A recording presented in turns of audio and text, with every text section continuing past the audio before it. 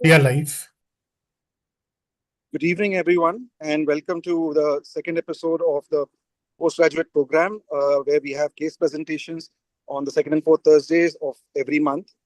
And today we have some exciting cases on the subject of uvea. And we have two young residents, Dr. Komal Taide, under the able leadership of Dr.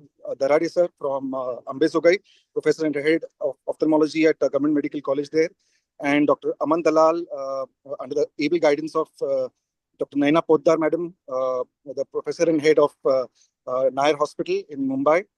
We also have two very well-known and renowned uveitis specialists, namely our own Dr. Mayur Morekar from Mumbai, from Bombay Hospital, who is also an office bearer of the Uveitis Society of India.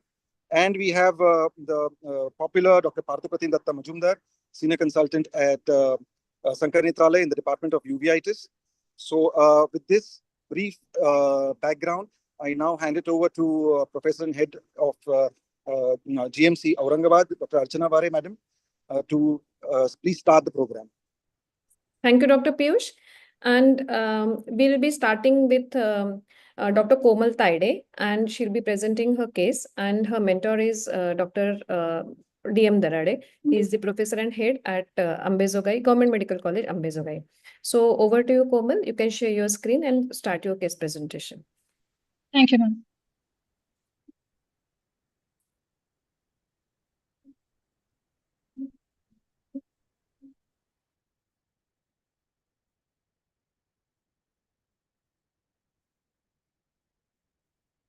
Is it visible, ma'am?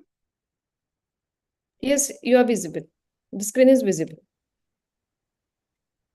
Yeah. Good evening, everyone. This is Dr. Komal Taide, junior resident at SITR GMC Ambezogai.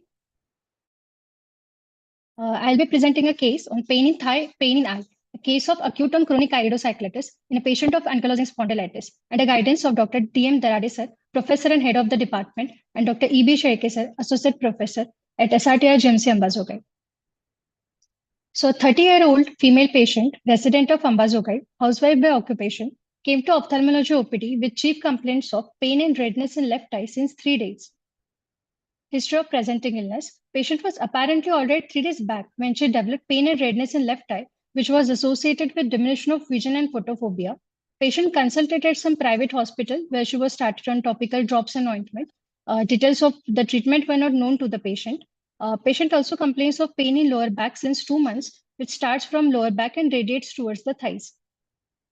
There is no history of foreign body trauma, no history of foreign body sensation and irritation, no history of colored halos, no history of sticky discharge, no history of ocular trauma or ocular surgery, no history of fever, rashes, no history of diarrhea, altered bowel habits, no history of diabetes, hypertension, IgD or COPD, no history of contact with animals. With past history, patient has history of similar episodes in past since 5 years in left eye, for which patient consulted at private hospital. Patient might be having some treatment history, but details of it were not known to the patient. Family history and personal history is not significant. General examination of the patient is within normal limits. A systemic examination of patient was within normal limits. So in ocular examination, head posture, facial symmetry, forehead and chin were normal. Ocular motility was full and free in all the quadrants. Ocular examination of right eye was within normal limits. So I'll just explain the findings of the left eye of the patient. In left eye, the unaided visual acuity was 6/12. Best corrected visual acuity was 6/12. There was no improvement with pinhole. Eyebrows, eyelids, and cilia were normal. Conjunctiva was having conjunctival congestion, circumciliary congestion. Cornea was hazy. There were fine keratic precipitates present centrally and inferiorly. Few pigmented keratic precipitates present. Anterior chamber was dense. There was dense hypopyon of 1 by 1 millimeter, which was immobile. There were cells and flares present. Iris was muddy in color.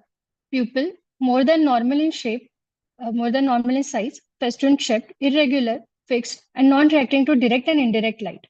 Pupillary aperture showed grayish-white reflex. Posterior synechia from 3 o'clock to 8 o'clock, and iris pigments were anterior capsule. Intraocular pressure was taken at 11 a.m. was 14 millimeter of mercury with non-contact tonometer. And sac was patent. There was no regurgitation on pressure. This is the clinical photograph of the left of the patient taken on slit lamp. Here we can see that there are it is having cells and flares in anterior chamber. There is iris pigment dispersion over the anterior capsule, and there are posterior synechia present. And there is a hypopion, which we can see inferiorly of 1 by 1 millimeter. So from the history, my probable diagnosis was right eye was within normal limits and left eye acute on chronic iridocyclitis. So the investigations I did were hematological investigations. Only the positive findings were found in C-reactive protein was raised. It was 12 milligram per deciliter. HLA-B27 was positive. Urine examination was normal. No pus cells were detected. Stool examination, no ova or cyst of parasites were detected. Skin text, Monto test was negative. Radiological investigation, chest X-ray was within normal limits, but X-ray sacroiliac joint showed inflammation around the sacroiliac joint and decreased joint space noted, which was suggestive of ankylosing spondylitis. So I managed the case with topical prednisolone acetate 1% eye drops 6 times a day, which was tapered off gradually, weekly for 6 weeks. Topical gatifloxacin 0.3% eye drops 6 times for 6 weeks. Atropine 1% eye ointment was given at night, and tablet prednisone 60 mg once a day for 7 days, which was tapered off weekly for 6. This is the picture of the photogram, picture of the patient taken on follow-up on day 7. Patient had dramatic decrease in inflammation with some posterior synechia, and patient was symptomatically better. So in follow-up, I counseled the patient about the severity of the disease and the nature of this ophthalmic emergency, which requires immediate medical attention. Patient was also advised to consult a rheumatologist in view of ankylosing spondylitis, and patient was counseled regarding the complications like complicated cataract and raised intraocular pressure, and was advised to seek help whenever needed. Thank you. Thank you, Dr. Komal. That was a good presentation. Can you stop screen sharing, please? Yes. Yeah. Now I request Dr. Mayur Morekar sir and Dr. Mazumdar sir to ask questions to Dr. Komal. So I'll start with Morekar sir first. Yeah. Am I audible? Yes, sir. You're audible. Yes, sir. Yeah. Komal, very well presented case, I must say that. Can you just tell me, whenever you see a patient like this with a hypopion, what Yes, sir. will you think of? What all will you think of? So, You can name 3 conditions that you would think of. So one is HLA-B27 associated ankylosing spondylitis, Baser's disease. And if it is also associated with hemorrhage or there is hyphemis present, we can also think of herpetic, and also present in weak age, that is Cohen-Again-Handel syndrome. Sir. Is there any other, see, you are basically talking about uveitic entities. Are there any infectious entities that you would think of? Yes, sir. If the patient is having any corneal ulcer, like in fungal corneal ulcer, also there is presence of hypopion. Yeah. Other than that, and also it is something that is more posterior.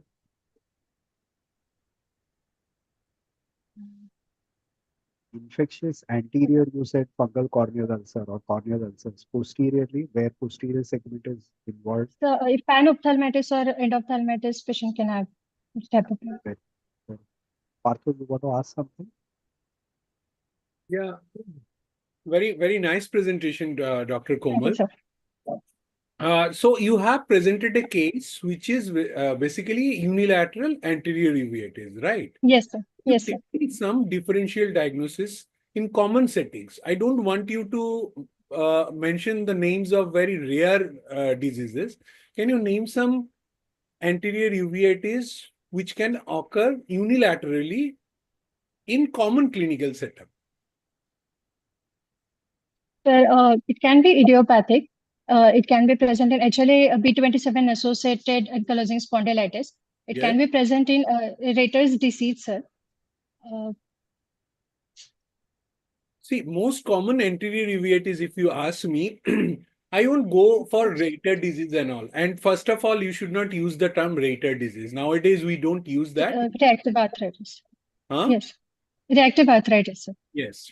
So you know the reason why we don't use? Yeah, so Sorry. the Reiter was basically a Nazi physician, and similar reason we don't use Wegener granulomatosis, we use granulomatosis with polyangiitis. Because Polyandry. Wegener and they were involved in human experiments during the Second World War. So that's why Okay, a sir. group of scientists they gathered and they told that we won't use the name of this kind of scientist. So anyway, coming to that, so if you see the causes of unilateral anterior uveitis, the most common will be like viral anterior uveitis. The second is Yes. your Fuchs uveitis. So Fixed. how will you differentiate between a viral uveitis, HLEB27 and Fuchs uveitis? Because these are the three uveitis we see in our common clinical setup. So in viral uveitis, the patient will be having some history of trauma by vegetative material or something. Also, the intraocular pressure may or may not be raised. But in Fuchs heterochromic iridocyclitis, the intraocular pressure is very high. We can see there is heterochromia of iris in both the eyes. So, Yeah. that's why all these So findings. I'll just try to modify your answer a little bit. So viral uveitis, it is almost always unilateral. Okay. Yes. So now coming to the unilateral, it is almost always confined to a single eye. If the patient is having Yes. right eye, patient will continue to have Yes, recurrent sir. right eye only. Whereas Yes. the HLA-B27 anterior uveitis, it will go from one eye to Yes. another. Go there. Correct. So Yes, sir. I think the viral uveitis usually can have a history of trivial trauma, but just forget about the trauma. Trauma is not a very important part of any kind of this uveitis. This can be a very limited role or limited evidence that this can trigger. So we'll forget about the trauma and I will suggest you don't mention that in your exam. Trauma thing. Yes. So viral anterior uveitis characteristic feature is the rise of intraocular pressure. Now, can you tell me why the IOP goes up? Because the herpetic viruses, they actually known to cause the trabeculitis. So when Yes. once they cause trabeculitis, the pores will be swollen. The trabecular meshwork, the resistance will increase, and that's why the increase in the outflow will increase. So that's why IOP will go up. Now, this Yes, sir. IOP in viral anterior uveitis is severe in cases of particularly with CMV. So sometimes Yes, sir. another entity of that variety because the IOP is so high, so it is called some Posner's-Klossman. Yes, Okay. sir. Yes, sir. Mainly seen with the CMV viruses, but other viruses also can contribute. Another Yes, important sir. thing which can differentiate from HLE-B27 to viral interior uveitis is that patches of iris atrophy. Now, why Yes, sir. iris atrophy will be seen? Can you tell me? Sorry, sir. Why there will be iris atrophy in viral infection? Sir, because of the continuous inflammation and there is clogging of the crypts and furrows in the iris. So because of that, after a period of time, it will go into iris in atrophic features, sir. I There will think be inflammation which will heal afterwards and which will lead to scarring of the iris, sir. yeah, little different. What happens? The herpetic viruses they causes endarteritis. So because of the endarteritis, there will be ischemia and there will be iris atrophy. Okay. Okay, So sir. this you have to remember because these are the causes you can identify. So another important point of identifying viral uveitis is D-shaped pupil. Like little abnormal pupil, the patient, you will take the history, patient is not on cycloplegic or any dilatation drop, but pupil is little abnormally dilated or little abnormal. So this happens because herpetic viruses, they can cause the atrophy, destruction of the pupillary rough. So that's why the pupillary will be there. Yes. Now, coming to Fuchs uveitis, differentiating from Fuchs uveitis to HLA-B27, I think one thing you have mentioned, and that's why I thought I should discuss it in little details. You have told me that heterochromia will be visible. I think this happens when you read the Western textbook like Kansky and all, no, where they describe the patients with Western. So what happened there? Their iris colors are very light color iris. So even there is a very mild heterochromia, you can appreciate the heterochromia. But in India or the individual with dark iris color, no, you can't differentiate the iris heterochromia. So you will all Okay, sir. never see iris heterochromia in your life. I think I have seen only 1 or 2 cases till now. Okay, So sir. this happens. This is very important to understand that nowadays we don't prefer using the name Fuchs heterochromic iridocyclitis. We use the term Fuchs uveitis. So what Okay, sir. happens is if you examine the pupil carefully, the iris carefully, you will see from the collarete to the ciliary zone, the pupils are abnormally blunted. So you can't see any fine details of the iris process. Normally, what will happen from the collarete, if you go towards the ciliary zone, what you will see? You will see the lot of creeps and Correct, and lot of correct. furrows, and you can Yeah. make out the differentiate that how the pupil is, iris is structured in a normal individual. But in Yes. few uveitis, you will see that these are all blunted. So the iris will have a velvety appearance. So this is very Yes, sir. important actually to understand that. Yes. So this is the only differentiating point, and you will miss that if you are not examining the iris in undilated condition. You have to Okay, sir. actually examine the pupil in undilated, and then only you Different. are able to differentiate. And second Yes, sir. point you should mention about the stellate capes. These are the Yes, capes. sir. Two conditions, you will see the capes always crossing the midline. Normally, capes are distributed where?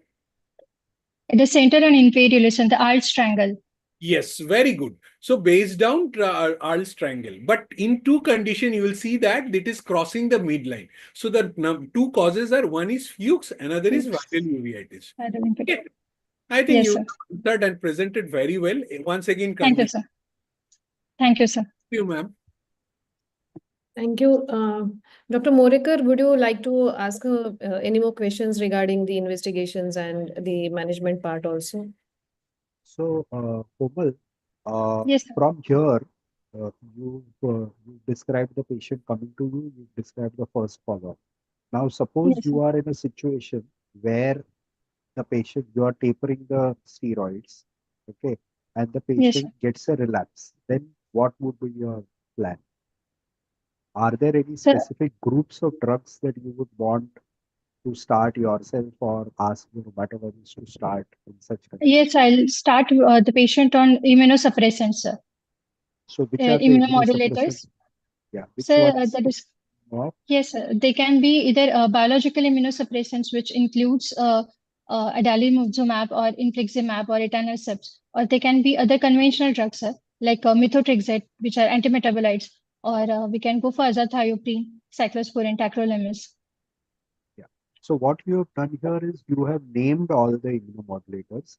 Now specific to HLA-B27, the drug of choice would be methotrexate. Most of the times when you use methotrexate, it is able to control the condition well. The other drugs that one would use in HLA-B27 would be something like sulfasalazine. Now, Yes. when you mentioned the biologics, so my request to you is to mention the conventional agents first and not the biologics first. And when you are mentioning the biologics, it's always better to mention adalimumab. Stop there. Try not to mention etanercept because that is something that we really don't use or we even try to avoid in uveitis. We use adalimumab, and nowadays we are also using agent which is called opacicillin. Partha, you want to add something about biologics? Biology is a big topic, but since the program is for the postgraduate, I'll just I don't go into the detail of that. Only thing is that you need to. I think she presented very well, and I think the discussion was okay. Archana, madam, or Darade sir, you want us to highlight anything or any other particular? Yes, investigations and this Yes. the questions that are asked for the MS exam, because this program is for postgraduates. So Yes. The exam questions maybe. Okay. So few things I think, Komal, you need to understand that people will ask you that what are the mechanism of action of cycloplegics? Because how is cycloplegic helps in acute iridocyclitis? Yes, sir. It helps because of the ciliary. It decreases the ciliary spasm, so it decreases the pain of the patient. It breaks the posterior synecia from which are already formed, and it prevents the formation of the new synechia formation. So we can also go for long-acting and short-acting, which can be used not more than for a long period of time. We can shift from one another so that the pupil will be in motion and there will be no synechia formation again. So that Correct. is all mechanisms. Correct. So though we don't use routinely, but you should know about the composition of migraine, because sometimes it's a favorite question for the examiners also. Yes, And sir. the topical steroid, I think, will be. And what are the investigation we'll do in a case of acute iridocyclitis? So if the patient is having first episode unilateral and there are no other complications which we are seeing on history, then we need to do just the basic investigations of complete blood count, ESR or C-reactive protein of the patient. But if a patient is having other associated complaints also, or we are suspecting other systemic diseases, we can go for tailored workup of the patient, which will include some hematological investigations, which will lead to HLA-B27 status of patient, RA factor of patient, antinuclear antibodies of the patient. And we'll go for complete blood count and that routine investigations also. We'll also go for VDRL. We can go for some skin tests, like for tuberculosis, we can go for tuberculin test. And we can go for some radiological investigations like chest X-ray to rule out TB or sarcoidosis. And we can go for X-ray sacroiliac joint, as I did in my patient for ankylosing spondylitis. If the findings are not correlating with the symptoms of the patient, then we can also go for CT or MRI of the spine or lumbosacral joint. I think you answered it very well. I think I'm very happy. But you have to understand the question was a generalized question, that how will you investigate a case of acute iridocyclitis? So whenever such question comes, no, so you will try to answer it in little diplomatic way. So how you should apply answer this question? You should always tell that, sir, I will first do a thorough slit lamp examination and I will take a detailed history. Based on my slit lamp examination and history, I will determine. So what we ideally want you people to do is that you examine the patient, try to understand that whether you are dealing with a case of granulomatous uveitis or non-granulomatous uveitis. You all know how to differentiate between a granulomatous and non-granulomatous uveitis. So if it is a non-granulomatous uveitis, you take again further history, and then whatever investigation you have told, you have to mention that. And also try to sometimes in examination, especially in Viva, try to give little bit of explanatory answers also. Like you will tell that, you correctly mentioned that you will do a syphilis, but you will tell that we will do syphilis because syphilis is a great masquerader. It can present with any form of uveitis. So this kind of explanatory answers, no, it gives us that impression that you know your subject. Huh? So this is very important. So second thing is that you have to tell always that in cases of sometimes when we are dealing with anterior uveitis and all, you have to mention about something theoretical aspects also. That if facility is available, then we can do polymerase chain reaction also. Because so what are the ways you can collect collect the sample for the polymerase chain reaction? Sir, for PCR PCR will be the test done for toxoplasmosis or any other abnormality where the DNA will be modified. Aqueous snap or aqueous paracentesis we can do. So, Yes, sir. we can send the aqueous sample for PCR. Vitreous, yes, sir. Correct. So If you have, suspecting posterior. I think, very nicely the investigation part. Mayur, you want to add anything? Not really, probably just one question, Komal. When you say Yes. HLA-B27, other than the eye, what are the other organ systems that you would look at? Very quickly, 1, 2, 3, just name. Sir, firstly, sacroiliac joint Yeah. and spine. Yeah. Secondly, there are some heart conditions associated, so we'll go for that also. Anything else? Any other system? Skin? Yes, sir. Skin? Yes, sir. What does it cause? Behçet's disease also positive. So actually B27's one DD is also Behçet's disease. So for that we can also go for skin lesions. And is there anything in relation to the bowel that you would think about? Yes, Crohn's disease, ulcerative colitis are also one of the Yeah. causes. And in the skin, we will be looking for what is called as psoriatic arthritis. Yes, sir. You just the last question because we are already 25 minutes. You mentioned about Behçet's disease. So Behçet's disease, what are the things that are there? One is the ocular involvement. What else is there? Sir, in Behçet's disease, there is joint involvement also. It occurs in three forms, sir. It is ocular form, mucocutaneous form, or arthritic forms. So there are three HLEs which are associated with three different conditions. If HLA B27 is positive, it is mostly arthritic cause. If HLA B9 is positive, then it is mucocutaneous cause, sir. Or- In B51, apart from the eye, anything else? You said about skin. Behçet's disease, Some, sir. yeah, Behçet's disease. Something Behçet's to do with disease. the lip ulcers or something like that. What are they called? The aphthous ulcers are present in Yes. Behçet's disease. Very good. So I think you've done quite well. I think, Archana madam, if there is any other question, then any one of you would want to ask a question. Yes, so she did a wonderful job and she presented well and she answered also well. So congratulations to Darade sir also. He wants to say something. He has mentored. I mean, we can see the hard work that is behind this case presentation. So congratulations to Komal and her mentor, Dr. Darade sir. Sir, you want to say Thank you. something? Yeah. Actually, it's not part of this case, but it's related to the same case. I want to ask to Partho sir. Good evening, Partho sir. He's Good not evening. there. Good evening, sir.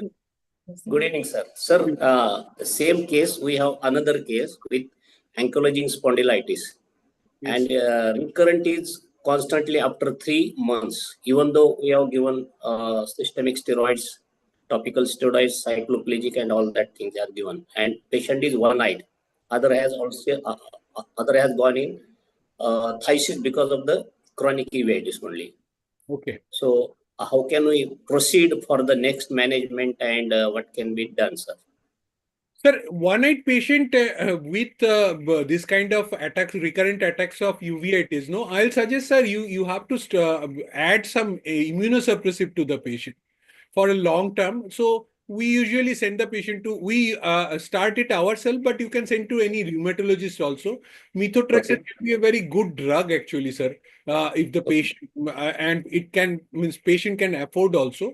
And this kind of drug, because it's a one-eyed, I'll recommend continuing the drug for a very long period of time, because to prevent the recurrence of the uveitis. Sir, how much long period means how much? Or how many days or years? Ideally, if the patient is not on reproductive group, or if there is no other contraindication like LFT, I sometimes continue these patients for 4 to 5 years. Okay, actually patient is young and around 40 years of age, 35 to 40 years only. The patient can afford. There are so many other drugs also, but methotrexate will be the best drug to start with, because the patient really tolerates well and all. And then if patient can tolerate, means patient has other issues like patient is married and all, so want to plan the family and all, then we can switch over to biologic or other medications also. Okay, sir. Thank you so much. Thank you so much for your guidance. Thank you, sir. So thank you everyone, and now we'll move to our next case, and the next case will be presented by Dr. Aman Dalal, and he's junior resident 2 at Nair Hospital, and his mentor is Dr. Naina Poddar ma'am, and she is the professor and head at Nair Hospital. So over to you, Aman. You can share your screen. Good evening, everyone.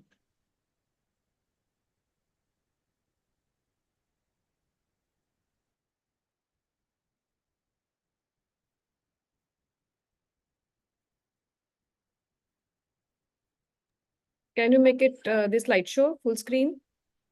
So is my screen visible? Yes, it is visible. You can present. Yeah, it's full screen. Okay. Good evening, everyone. I'll be discussing a case of retinochoroiditis. We have a 20-year-old male coming to our OPD with complaints of right eye gradual progressive painless diminution of vision since 8 to 10 months, which has increased since 7 days. With on and off watering of his right eye, the patient is on topical lubricants with no previous consultation reports available. Medical history of this patient: there is no history of fever, weight loss, rash or ulcers, joint pains, no history of recurrent infections, bleeding tendencies, past history of similar complaints, trauma, redness, photophobia, or floaters. The systemic illnesses are unknown and family history is insignificant. Anterior segment examination of this patient. Right eye, the vision was finger counting at 1 meter with accurate light projection in all quadrants with no pinhole improvement.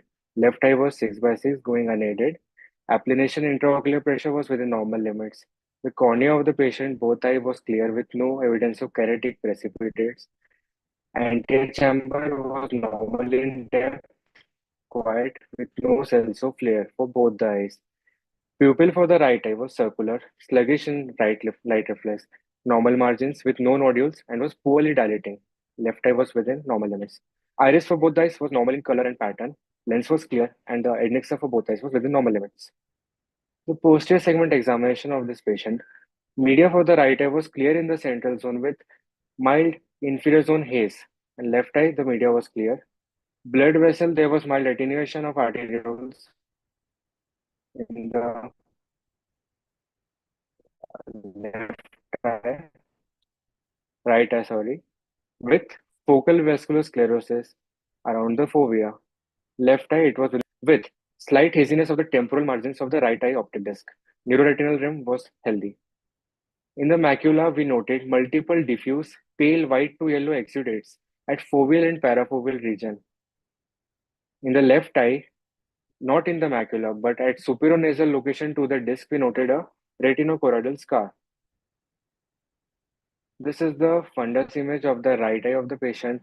We can see yellow to white exudates of chorioretina with overlying focal vitreous infiltrate. The margins here are indistinct, and the dimension is more than 1.5 to 2 days dimensions. This marginal blurring, as noted by the red arrow in the temporal aspect, was seen, and doubt of subretinal fluid was present. We can see perivasculitis at the posterior pole and chyralis flex with focal vessel sclerosis. This is the indirect ophthalmoscopy of the same patient. There are some artifacts due to light reflexes. The clear central zone can be visualized, diffuse exudates obscuring the fovea and parafoveal region with disc marginal blurring. And in the peripheral examination, some inferior vitreous haze was present. This is the left eye of the patient. At this, media is clear, but at the superinasal aspect to the disc, you can note a yellow to white small focal lesion with pigmented margins, suggestive of a doubtful old toxoplasma sequelae scar. This is the OCT macular scan of the patient. The right eye shows multiple vitreous echoes, which are hyperreflective due to the exudates with altered foveal contour, hyperreflectivity of inner and outer layers with disorganization, and disruption of the retinal pigment epithelium, ellipsoid zone, and external limiting membrane, suggestive of retinitis and choroiditis element. The left eye OCT was noted normal with anechoic vitreous and normal foveal contour. Differentials here can be infective or non-infective. In infective, we think about tubercular toxoplasmosis, syphilitic CMV retinitis, herpetic retinitis, where we can have ARN or PRN presentation, candidiasis.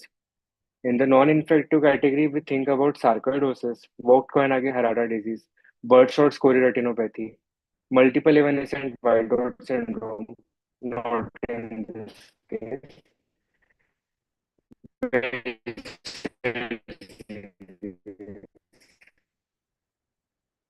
Now the eye was wide and quiet here also, but no past venous, no band. Patient was for complete blood count, ESR, CRP, TPHA levels for syphilis, triple S testing for hepatitis and HIV, Mantoux testing, IGRA, chest X-ray, urine culture, and toxoplasma, IgG, IgM titers, serum ACE levels for looking about sarcoidosis, and blood culture.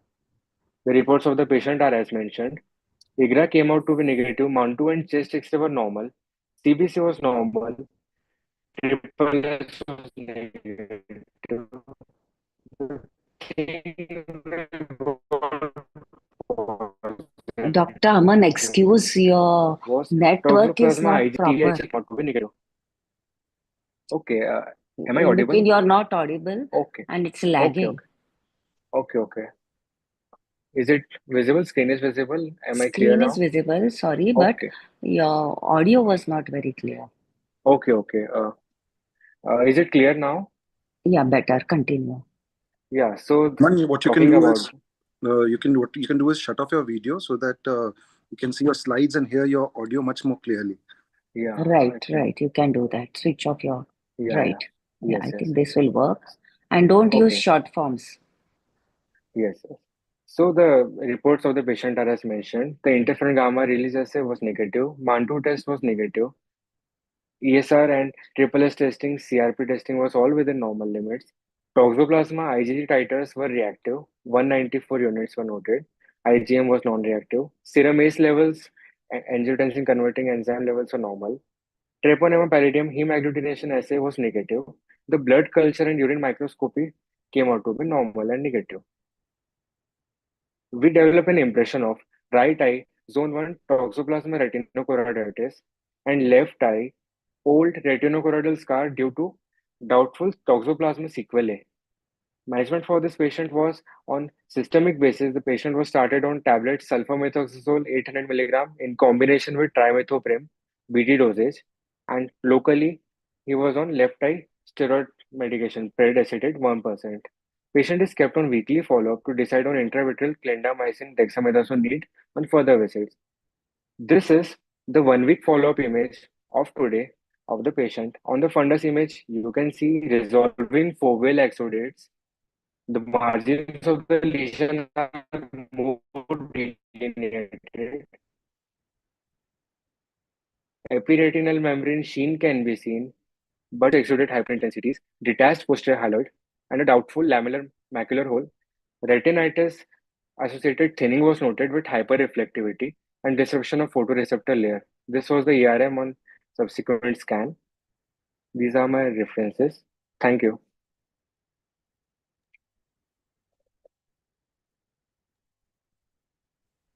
Thank you, Dr. Aman. Can you stop sharing your screen, please? Yeah. Yes. Okay. Nice presentation, Dr. Aman. And Thank you so much. like to ask, request Dr. Mayur to ask him questions first. Aman, I should say that was an excellent presentation. I mean, this was a really good presentation. I Thank you, just sir. wanted you put those differentials of the infectious causes. So can you Yes, just sir. name those differentials again? Sir, for the infective cases, we thought about tuberculosis, syphilis, toxoplasmosis, CMV retinitis, and in the herpetic and CMV both.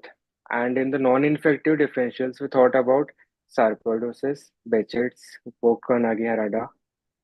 Yes. Yeah. So you said in the infectious, you thought about CMV and herpetic. So can you tell Uh, me clinically, is there anything that will help you differentiate this lesion from the lesion found in CMV retinitis? okay, so CMV retinitis, we generally see the typical known pizza pie appearance with along the perivascular arcades, we see a lot of hemorrhages, splinter hemorrhages, cotton wool spots diffusely, giving the typical appearance of CMV. While in this case, that was not the scenario. Yeah. And in herpetic retinitis, what would you see? What would that be So called? in herpetic, actually, the thing we talk about is acute retinal necrosis, generally seen at the peripheral lesion, peripheral sites, or another spectrum, the progressive outer retinal necrosis. Apart from that, some complaints of anterior chamber involvement, anterior segment involvement, raised IOP, or the corneal pictures of keratitis can be present. So basically, you realize that in toxoplasma, in the two viruses you are talking about, retinitis. Now in tuberculosis, which is the predominant layer which is affected? Mm.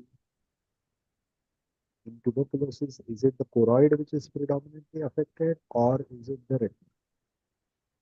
Uh, so we see choroidal tubercles, multifocal. So Yeah, we see talk about choroid more. choroid. You're Okay. talking about choroid. Yes. So, Partho, you want to ask something? Partho sir? Yes, yes. Sorry. Actually, Piyush has shared some screenshots. Some viewers actually have commented about the HLA, B27, other things. Actually, these are very true, but we have not discussed these aspects of the HLA B27 because it's intended for the post graduation.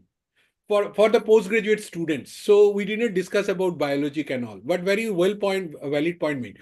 Okay, Aman, it was an excellent presentation. So I really liked, though there was some internet problem and your voice was actually breaking.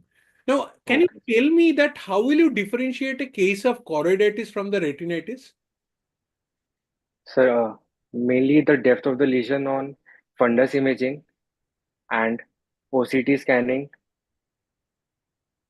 also So, what choroidal involvement. I would Okay. suggest there are you can actually learn about that, about the color of the lesions and the border of the lesions. One very good practical pointer will be the follow the vessels. If So you can see the blood vessels over the lesions, so then it that is means choroid. dealing with a case of Choroiditis. so Okay. if you cannot see the blood vessel, it is obscured, then you are probably dealing with a case of retinitis. Now, Okay. you told that your differentials was viral retinitis and what you told? You told I think CMV and all. I think that part has been already covered by Mayur. So can you tell me that what are the points in favor of toxoplasma in this case? So one is the diffuse uh, pigments with indiscrete margins we saw at the foveal region. Mm-hmm. Apart from that, we can talk about the sequelae present in his other eye in the patient. Mm-hmm. Also, the progression was painless, with Mm-hmm. episode worsening noted since a week. Mm-hmm. Also, vessel sclerosis was noted, sir, which can point towards a recurrence of the vasculitis in this condition. Also, our workup, sir, the titer was raised 194. So that can point So what was your final diagnosis? this patient has a sequelae of the right eye zone 1 toxoplasma retinochoroiditis, and in left eye choroidal retinochoroidal scar due to a doubtful old toxoplasma sequelae. Excellent. So sometimes your case was so classical that even without serology also you can diagnose. So toxoplasma is a condition, sometimes we don't rely that much on the serology. When in doubtful conditions, we see that. So can you tell us Okay. what are the different kind of presentation of ocular toxoplasmosis? And why we call it retinochoroiditis, not chorioretinitis? As a postgraduate, you must know Okay. that. Okay.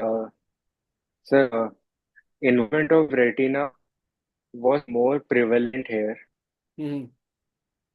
So that's why we can label it as retinochoroiditis in this case, because the affected overlying vessels and exudation was more dominantly seen in the scan as well as fundoscopy in the Yeah, retina. these are all in uveitis, the Hence, we can terms like when we use retinitis, we use choroiditis. These are all umbrella terms.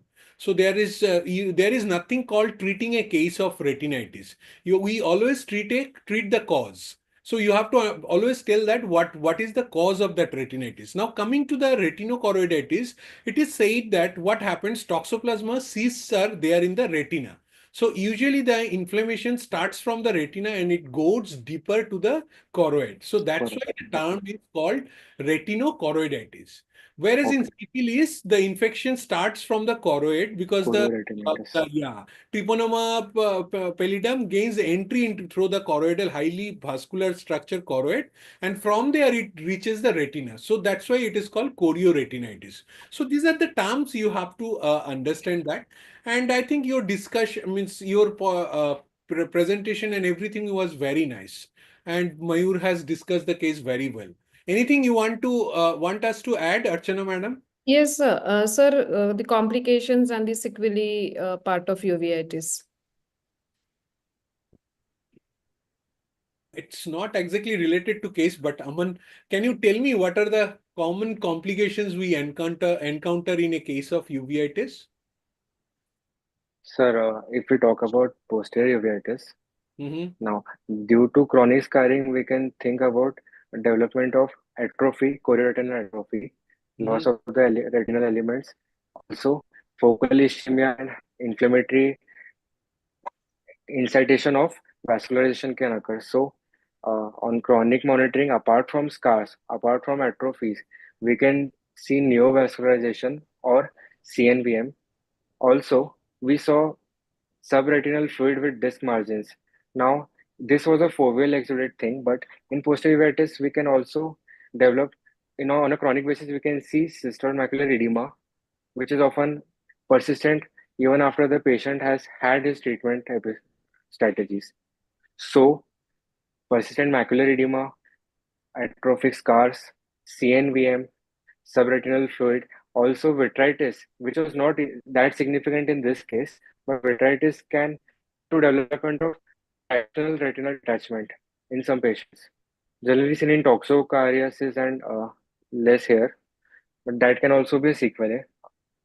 Also, I we think you can are discussing the complication in relation to your case. What I was asking about the uveitis. So you prepare a list of the complication, and so that in exam it comes like just one by one you can easily tell. So this is very important to understand that neovascularization. You rightly pointed out that what are the complications? It can be neovascularization, it can be neovascularization elsewhere in the retina or disc, or it can be choroidal neovascularization. Then it can cause actually scarring, and if the scarring is affected affect macula, then there can be gross diminution of vision. Then you have to tell us about the other complications also, that sometimes the patient can develop retinal detachment, sometimes there can be other like hypotony patient can develop. So what are the complications of posterior segment of uveitis and anterior segment of uveitis? You should prepare a list of that.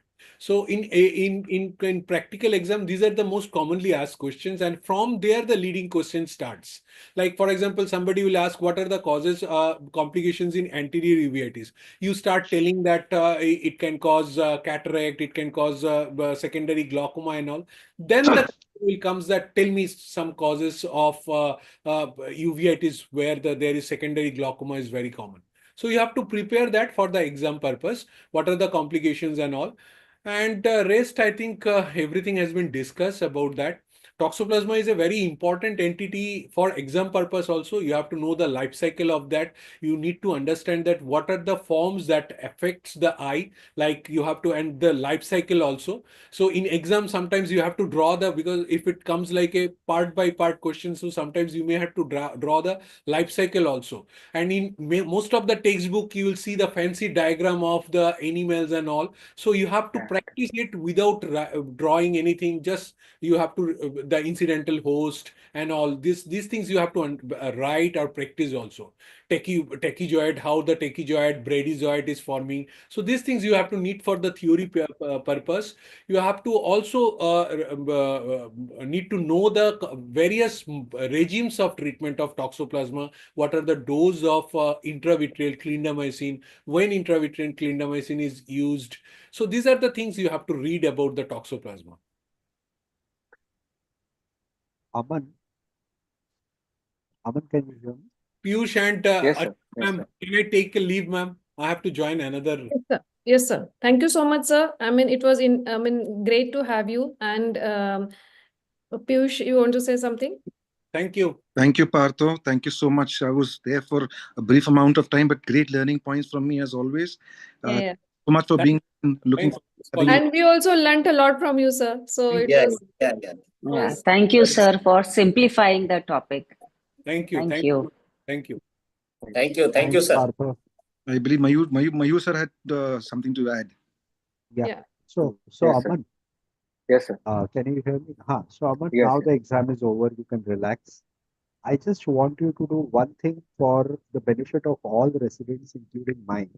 I thought that you described the OCT images extremely well. So I want you to just go back to any one OCT image and just describe that image again and let all of us know. So you can go out of the student mode, the exam is over, you go into the teacher mode. Just tell us how to describe an OCT in an exam because you did it so well.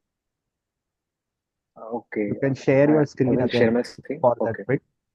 Go to Yeah. that one slide where the OCT is there. There are two slides in which OCT was there. You can choose any one of them and you can just tell us what the layers are and how would you describe an OCT.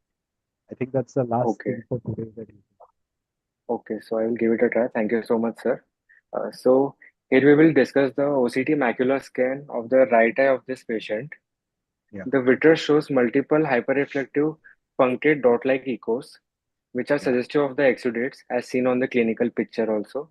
We notice an altered foveal contour here with hyperreflectivity of inner and outer retinal layers and disorganization, obscuring the underlying choroid. We Yeah. also see a disruption of the retinal pigment epithelium as noted Yeah. in the region and ellipsoid zone. This picture is suggestive of retinitis with choroiditis. In the image subsequently that will come, we also notice a hyporeflective echo in the choroidal zone due to the overlying infiltrates. I will just switch to the follow-up image. Yes. This is the follow-up image. So this is again the right eye OCT of the patient 1 week later. We see reduction in the hyperintensities in the vitreous phase. The fovea at the retina at the level of fovea appears to be thinned out as a sequel of chronic retinitis. We notice doubtful lamellar macular hole in the development. We notice a complete posterior hilar detachment, and the photoreceptor layer is still noticed to be disrupted. And the below image suggests of another layer of the same scan. We can notice a epiretinal hyperreflective membrane overlying the retina. So yeah, this was its right eye OCT.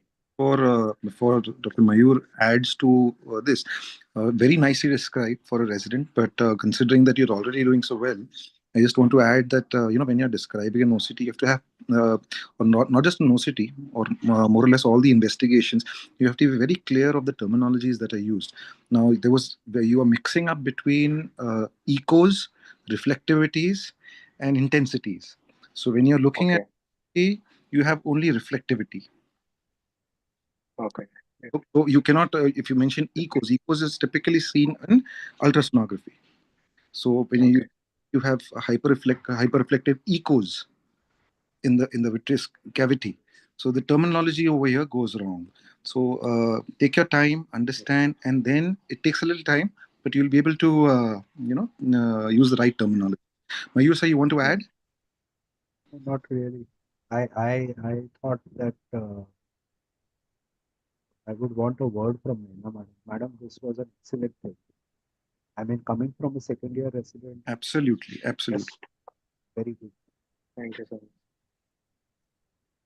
Thank you. We still have 5 minutes, so we can have more questions from Mayur sir. Not really. I think Neena madam can make a comment or something. Sumit, Dr. Sumit is also there. Yeah, it was a wonderful presentation by both the students. Excellent. So it covered both anterior as well as the posterior aspect of uvea. And I really appreciate that MOS has started this venture for the benefit of students, calling excellent panelists. Thank you, Mayur, for being there and guiding the students. Thanks to Dr. Mazumdar also. While Aman was making his presentation, it was the patient was lost to follow-up. Then we called him. We said, let us see how it is today. He really made attempts to convince the patient to come. and take the fundus photos as well as the OCT photos, so we could compare. So I appreciate Aman's efforts in doing that. Thank you So so it much. added to the presentation. Thank you. And Dr. Archana has also conducted and asked valid questions and interesting questions to the panelists. And I hope all the students who are attending or who will see this later will be benefited immensely. Thank you so much. Thank you for the opportunity to our department and to our student once again. Ma'am, you have to participate more. I'm sure you have many more cases. So it'll be nice if we have a lot of more participation from Nair in the future as well, even from Liz. Sure. Looking forward. Sure. Thank you. Also, ma'am. So Tarat sir, as well as our treasurer, Dr. Shon Chinchole, is also there. So would you like to, you were there almost throughout the presentation. Would you like to make a comment, sir? Actually, Piyush, actually, I really thank you for coming up with such a wonderful series. Actually, it is a very learning experience. Whenever I get opportunity to learn from Partho sir and Dr. Mayur sir, it's always something I'll get something out of every lecture. They are so thorough in their subject and they simplified it very well. But I really feel very happy for Aman for second year student and for presenting the case very confidently. I really congratulate his mentor also. Thank you so much. Yes. So thank you, sir. With this, I think we have 4 minutes remaining, but we can close a little early. But big congratulations, Dr. Komal. I could not see your case, but I could hear most of it. She presented it so well, and congratulations to Komal also and her mentor, and Aman and ma'am. Thank you, ma'am. Thank you. We can see their efforts as mentors, and both of them did very well, and they could answer most of the questions, and the presentations were also good, and they answered also quite well. Actually, what you have done, madam, was advanced things you are not covered, but you basically asked to Partho sir also ki just ask the questions which are related to PG examination. So sir has turned to that, and so many questions our students and to our knowledge he has added. Thank you so much for conducting and again giving us opportunity like Rural Medical College of Asia. Thank you so much. No, but you are doing a wonderful job, Dr. Darade. There's nothing like urban and rural. Your student was excellent. Yes, she was so. Thank you so much, ma'am. Thank you. Nice to see you. Yeah, same here. Yeah, thank you. So, Dr. Piyush, can we end the session here? Yes. So with a big thanks to Partho, even he's not there, he's joined another session, and to Mayur Dada, thank you very much for being there, and looking forward to having you more often in our UVA sessions.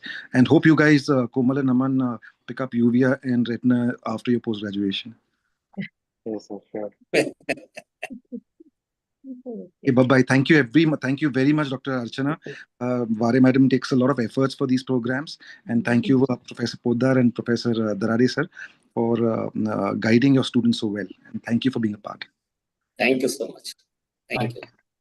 Bye-bye. Thank you, everyone. Have a good night. Yes. Thank you.